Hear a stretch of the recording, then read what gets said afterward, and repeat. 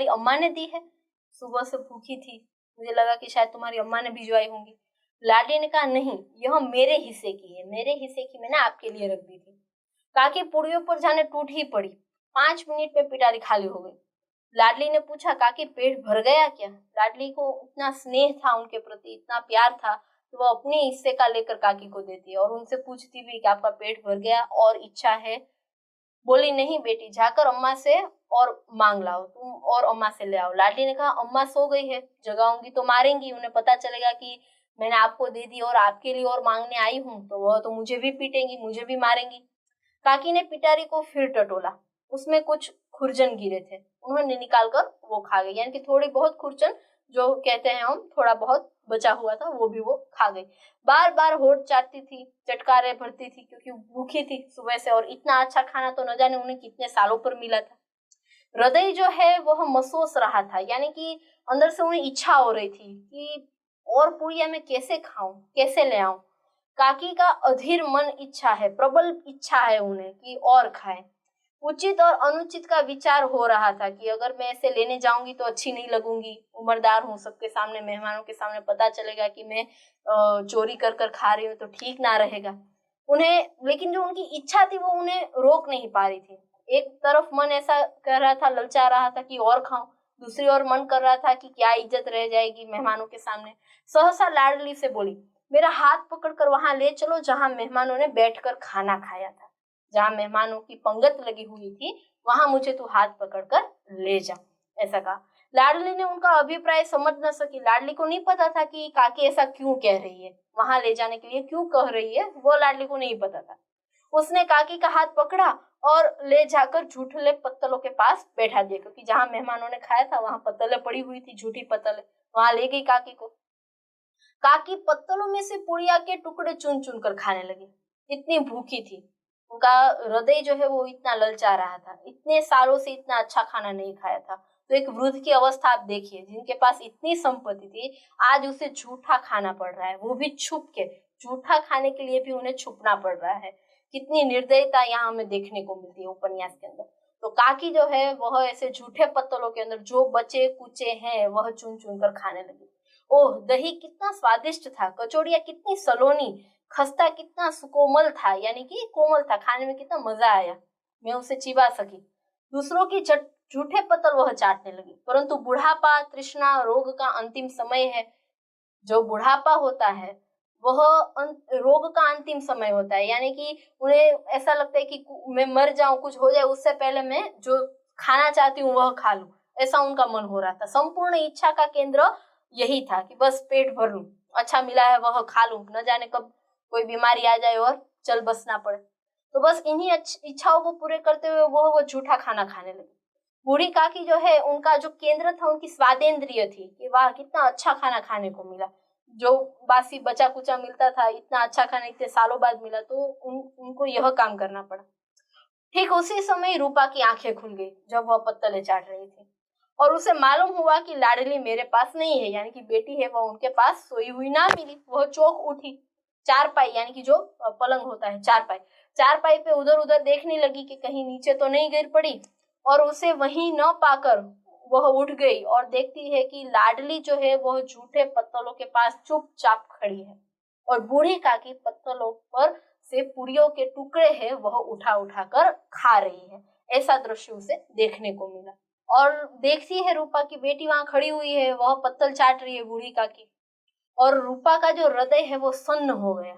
यानी कि यह दृश्य देख कोई भी देखने वाला हो वह कांप उठता है कि घर की जो वडील है उन्हें इस तरह से झूठा खाना पड़ रहा है और बेटी वहीं खड़ी हुई है ध्यान रखे हुए कि कितना वो झूठा खा रही है। सब उसे प्रतीत होता है कि मानो जमीन रुक गई हो, आसमान चक्कर खा गया हो, संसार में ऐसी विपत्ति कभी देखी ही ना हो, ऐसा देखकर उसे प्रतीत होता है। वो कांप उठती है ऐसा दृश्य देखकर।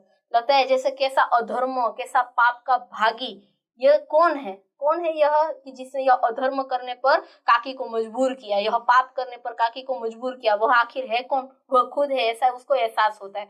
उसका हृदय है उसमें मानो यानी गगन मंडल की ओर हाथ उठकर कह रहा हो, परमात्मा मेरे बच्चों पर दया करो, इस अधर्म का दंड मुझे मत दो, नहीं तो मेरा सत्यानाश हो। अब खुद पहले पछतावा करे उससे पहले उसे ऐसा लगता है कि मेरी बेटी को पाप को भोगी बूढ़ी काकी ने बनाया, उसे वहां झूठे पत्थरों के पास खड़ा कर दिया, यह पाप मेरी बेटी के पास करवाया और परमात्मा के पास अपनी बेटी के लिए दुआ मांगने लगी, वरना मेरा सत्यानाश हो जाएगा। यानी कि मेहमानों के सामने क्या इज्जत रह जाएगी मेरी और मेरी बेटी की, जब उन्हें पता चलेगा बूढ़ी काकी झूठे बर्तनों में से चुन चुन के खा रही। रूपा की स्वार्थपरता देखो, ये दृश्य देखने के बाद भी उसका हृदय नहीं पिघलता है। थोड़ी देर के लिए उसे ऐसा लगता है, लेकिन वापस वो अपनी बेटी के विचार पे आ जाती है। वापस वह अपने स्वार्थ को देखती है कि मेरा क्या, परमात्मा मेरे बारे में क्या सोचेंगे, ऐसा वो सोचने लगती है। ये नहीं देखती है कि उसकी वजह से उसने खाना नहीं दिया, इसलिए काकी को यह झूठे पत्तले चाटनी पड़ी, वह उसे नहीं दिख रहा है। वह सोचने लगी कि हाय कितनी निर्दयी हूं मैं, जिसकी संपत्ति से मुझे 200 रुपया आर्थिक आय हो रही। बीच में वापस बेटी के बारे में सोचती है, वापस वह अपने विचार पे आ जाती है कि यह मेरी वजह से, जो पहले उसने सोचा था कि पाप का भागी है कौन, उसकी बेटी या वह खुद, उसकी बेटी को आज वहां क्यों खड़ा रहना पड़ा, क्यों काकी को है वो झूठे पत्तले चाटनी पड़ी। और वापस उसके मन में अपने लिए बात आती कि नहीं, यह सब की जिम्मेदार तो मैं हूँ, निर्दयी तो मैं हूँ। सारी संपत्ति जिसकी मैंने ले ली, जो उसकी आय थी यानी कि जो उसकी आवक थी, वो सारी मैंने लूट ली। कैसी दुर्गति को पाई काकी, और मेरे कारण यह दयामय भगवान, मुझसे बड़ी भारी गलती हो गई, मुझे क्षमा कर दो। यानी कि रूपा की आंखें खुल गई, उसे ऐसा लगा कि नहीं, यह सब मेरी गलती है, और भगवान के सामने क्षमा मांगने लगती है कि मुझे माफ कर दो, मैंने जो ये अपराध किया है उसके लिए मुझे माफ कर दो, मुझे क्षमा करो। रूपा ने दिया जलाया, अपने भंडार का द्वार खोला और एक ही थाली में सारा भोजन सजा कर लिए हुए बूढ़ी काकी की ओर चल पड़ी।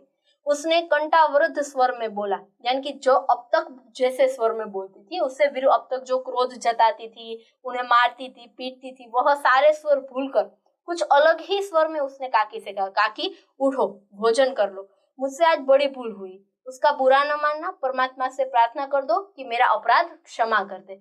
यानी कि उसे अपनी गलती का एहसास हो गया कि उसने कैसा दुर्व्यवहार एक बूढ़ी के साथ किया था, और उसी गलती को सुधारने के लिए वह थाली सजाकर जाती है काकी के पास। काकी से प्रार्थना भी करती है कि आप भी भगवान से प्रार्थना करना कि मेरे इस अपराध के लिए वह मुझे माफ कर दे, क्षमा कर दे।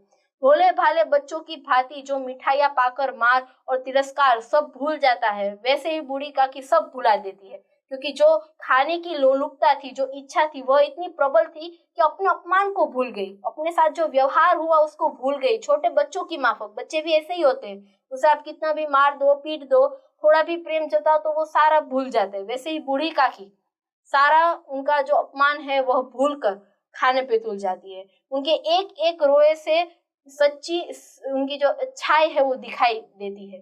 रूपा बैठी इस स्वर्गीय दृश्य का आनंद लेने में निमग्न, यानी कि मानो कि उसे स्वर्ग मिल गया, वैसा दृश्य देखकर वहीं न वहीं बैठी रहती है। तो जैसा कि हमने देखा कि वृद्ध की अवस्था कैसी हो गई थी, इसी जगह अगर हम होते तो, कोई युवान होता तो, किसी ने ऐसा तिरस्कार किया तो वापस कभी ना जाता उसके पास। लेकिन बूढ़ी काकी जिन्हें बच्चा बताया हुआ है, बूढ़े जो होते हैं वो बच्चे की तरह होते हैं, उनका कितना भी अपमान कर दो, वो वापस अगर उन्हें थोड़ा भी प्रेम जताया जाए तो वो सब भूल जाते हैं, सब भूल के हमारे प्रेम में निमग्न हो जाते हैं। तो ऐसी ही दशा हमारे भारत में, विश्व में कहीं ना कहीं बहुत सारी जगहों पर बुद्धों की ऐसी दशा है। ये ना हो पाए उसका हम ध्यान रखें। प्रेमचंद जी बस यही उपदेश देने के लिए सामाजिक व्यवहारों को हमारे सामने